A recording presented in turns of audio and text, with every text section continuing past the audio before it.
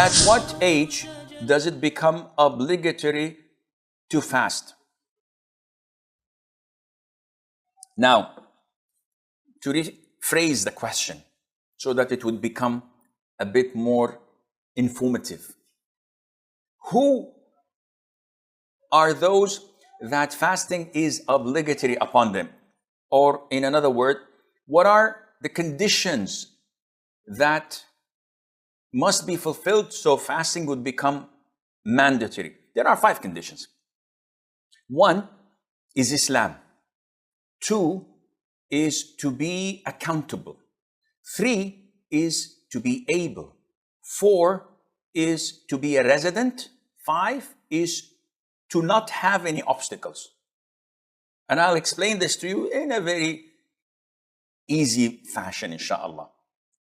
First, you have to be a Muslim, which means if a non-Muslim comes to you and says, your religion is beautiful, can I fast with you Ramadan? Sure thing, fast. So he fasts exactly like I do, from the break of dawn till the sunset. And he eats fatur, he eats some busak with me and some shorba, maybe some biryani. This is not accepted from him because he's a kafir, he's a disbeliever.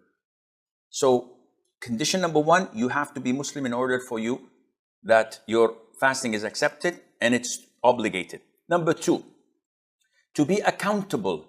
In Arabic, we call it a taklif. And taklif means that you have to be sane and adult. What do you mean by sane? Which means that anyone who's insane, someone who does not have control over his actions or thought, someone who's lost his sanity, is not obliged to fast. Someone who's 40 years of age, but he takes his poo and washes his face with it.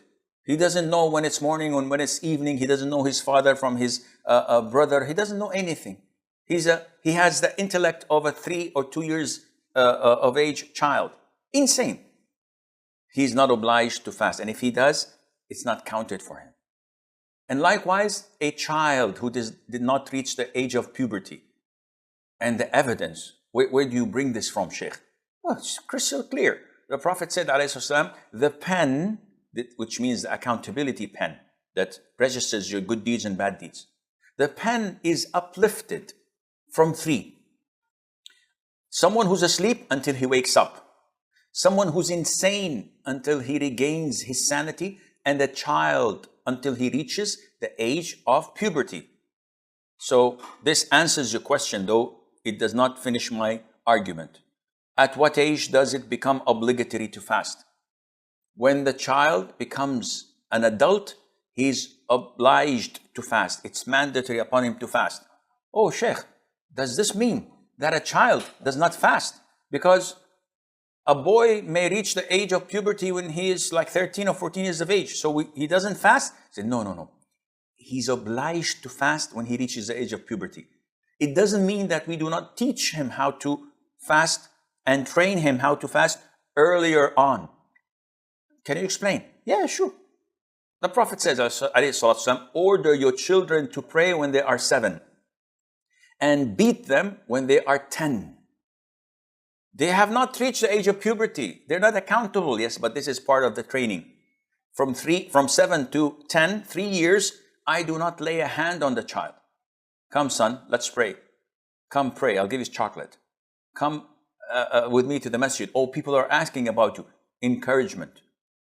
A little bit of intimidation, but no punishment at all. For 3 years, 360 days multiplied by 5 times, you do the math.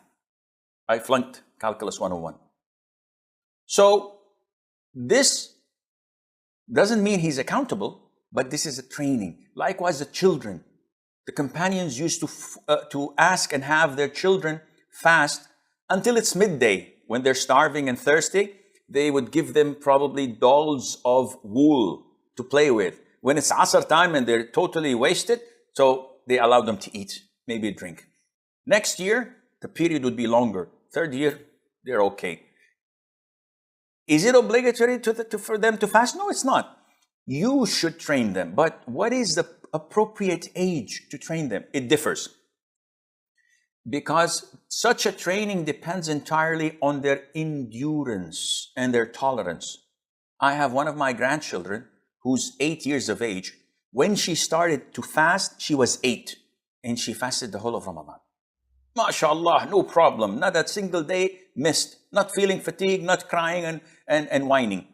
And I have another grandson who's like 11 years of age, and he often breaks his fasting. He can't tolerate it. So it depends on the tolerance of the person.